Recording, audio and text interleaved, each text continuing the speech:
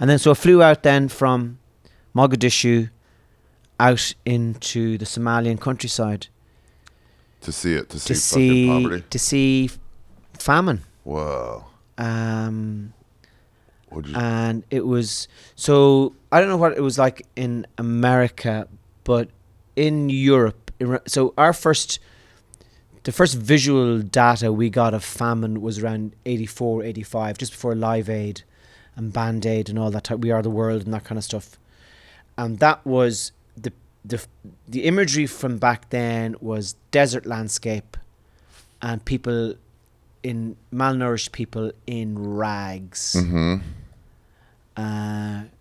Gaunt, swollen bellied, and there's very, very famous footage of this baby dying and a vulture in the background. Ugh. Just kind of it was all that stuff. Startling, like, startling imagery. Flies on the eyes. And so that's what I had in my mind in terms of the famine, but it wasn't like that. What it was the towns were functioning. Now, when I say towns, this isn't like some place in the Midwest or some place in Ireland. These are African towns. They're shanty towns. They are. There's no paved roads. It's all. They're dirt tracks. There's nothing is level. There's no. Do you have any sort of like? Is this at all like any part of Ireland? Not at all. Not at all. It's no, it's not. It's almost prehistoric. And they're funny words to be using, but I'm trying to find words that have associations for us here in the West. Mm-hmm. So prehistoric is what is the kind of the broken place, a kind of so shantytown I think is the closest. Yeah. But people sitting outside in plastic chairs, and there's a kind of it's kind of a Mad Max country, broken chairs and plastic stuff and people selling stuff. We arrive in the compound, and what happens is that the towns are functioning relatively okay, and the people who live in the towns have access to food. The people in the country, their crops are dying, their animals are dying, their children and old people are dying.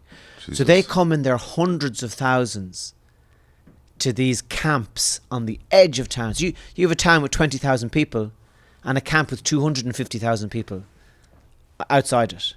And they're all starving. And they're all coming in. The men are coming in to the town looking for work, getting paid it might have even been in American dollars or something, I'm not sure. And then they can buy bits of food and bring them back out. So that was what I went out to see. So there must be such desperation then. There's that many people. Was there like... Do you know what the amazing thing was? What? I was blown away by their faith. That it's going to get better? That it was all God's will. So, Jesus. A very clever man told me, he said that famine is political. Mm-hmm. What he meant by that, anytime there's anybody anywhere in the world starving to death, there's the food there to feed them. It's a political decision to not get it there. Yeah. So this was around the start of the war in the Ukraine. And the Russians, I think, had blockaded some of the... Ukraine is the biggest grain manufacturer in Europe. So a lot of Ukrainian grain would make its way down to Somalia, but that wasn't happening. So I'm talking to this guy who had come from the country. He'd walked for 3 weeks to get from his ex-farm to this famine camp. And 2 of his kids died on the way. So they're Muslim, so I think there's something that they'd be buried before the sundown. I don't know what it is. Remember when Osama bin Laden was shot and had to throw him into the water that day or something? I can't remember what it was. Anyway, so they have this is the idea that it has to be buried before sunset. So weird. They shot Osama bin Laden. They're like, let's make sure he gets a proper burial. Let's be respectful, though. That's it, yeah. Let's shoot him in the face and then pay our respects. It really was a loss. It's Italian mafia, basically. I'm so sorry for your loss, everyone. I'm so sorry. Yeah. Like, you shot him. I know. I'm so sorry. I'm so sorry. Yeah, sorry for your loss. I know he's really important here. I heard he did some great stuff. That's him with his kids. So cute. So Osama Jr. He's got his eyes. He's got his eyes. I have one of his eyes. You can have it actually if you want it. Yeah. Hang on to this. Keep it in your pocket.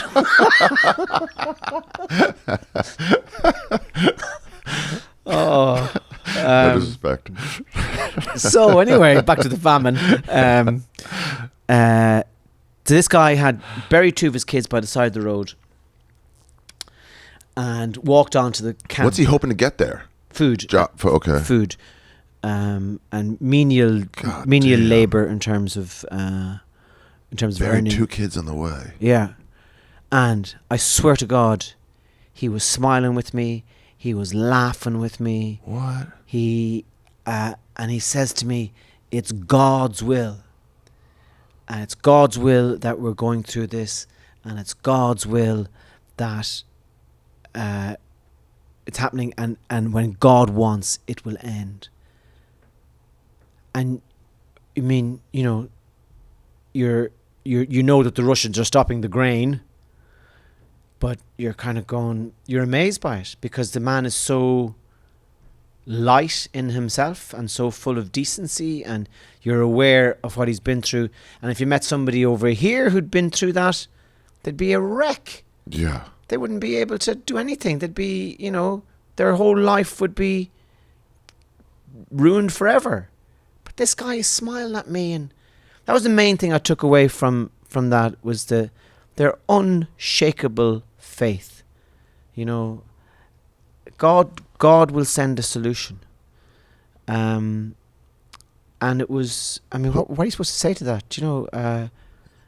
So anyway, so I spent a week traveling around all the different... Were you thinking while you were there, were you thinking of any similarities between like your guys' famine and how you came out of it to them? Well, again, in the famine in Ireland was political because food has been shipped. The English who owned the country at the time, crops were being grown and were being shipped over to England.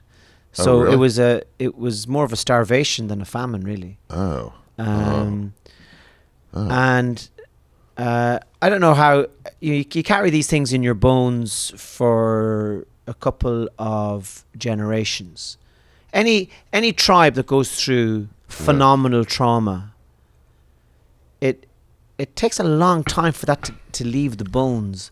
Even if people who are not physically connected to it, or it's a story, or nobody knows anybody who went through it. Yeah, so the Irish famine was 1845. Yeah, we got ours, and everybody still talks about it, even though like none of us were there.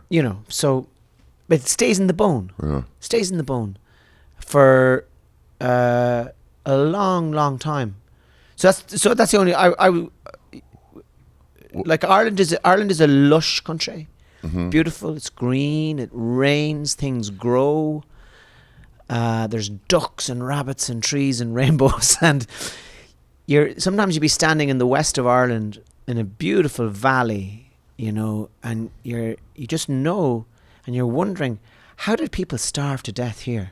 Yeah. I just realized that. I was like, how did that happen? It's in Africa. You can understand, mm-hmm.